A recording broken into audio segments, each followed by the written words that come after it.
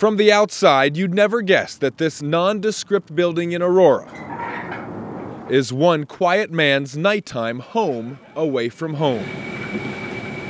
I have a mattress that I put in the chair to help make it a little more comfortable.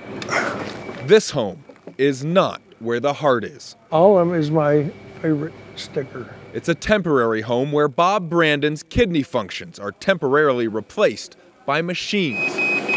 These machines perform dialysis, a life-sustaining process that cleans waste products from the blood, removes the extra fluids, and controls the body's chemistry when a person's kidneys fail.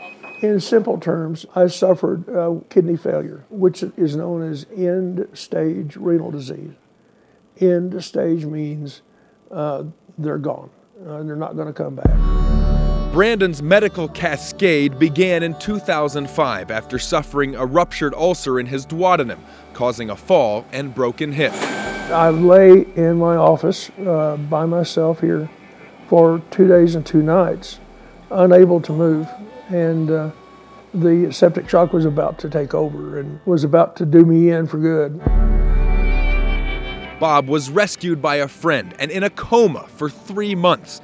And since 2006, every other night he's on this machine up to 8 hours or more at a time. On that machine for 24 hours a week. Every other night. They estimate that it costs our body 1,200 calories per session. And with that exchange is the risk of constant infection. Dialysis is very expensive. And without the help of Medicare and insurance companies, we couldn't do this. You're an inspiration, Bob. Bob and his chairmate, Butch, how you feeling? Are connected by more than tubes. We have to stay positive with our condition, because it's a rapid growing condition. It's a very rapid growing condition. Theirs is a condition that cannot be treated by machine alone. We have to work hard to not become depressed and morose about our situation. But Bob's darkest nights give way to the light of day and to Bob's true love. If you can get it over there, because it's going to be in the shot there. Over a 40-year career, Bob Brandon has become one of the most accomplished television cameramen in the world, working for every network you've ever heard of, and then some. Twice recognized as the National Press Photographer of the Year, he is sought out for his knowledge and is a published author on visual storytelling. I'm not finding the clip that I wanted. I worked very hard in this business to do the things that I've done. And it doesn't come easy.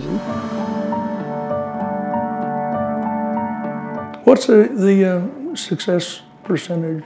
On this day, Bob's directing a segment on a subject he knows a great deal about. To the long-term survival. Kidney transplants.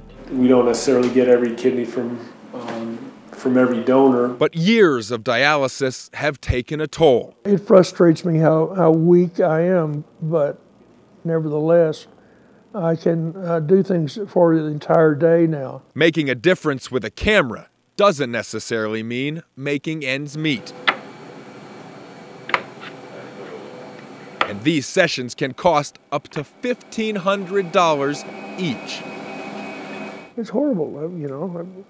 I've got creditors calling me. I've got bills out the gazoo, and I can't pay hardly any of them. In this room, healthcare reform isn't political, it's personal. It's just a humiliating thing for someone who has the work ethic that I've always had. Bob and others are relying on disability and would be in even more trouble if they couldn't get federal Medicare help. If it weren't for Medicare, and in some cases Medicaid, this place couldn't exist, and a lot of these people could not stay on dialysis. Later on, into the morning hours, this every other night routine gives only subtle rest for the weary. It's either dialysis or death. Only to be repeated in 2 more nights, again and again, in hopes of a transplant someday. As I walk out of the place, I am actually thinking that I've got 24 hours free on my own. push before I have to come back. Let's go home. Each morning I get up, take a deep breath, or as deep as I can take it, and say thank you to the man upstairs.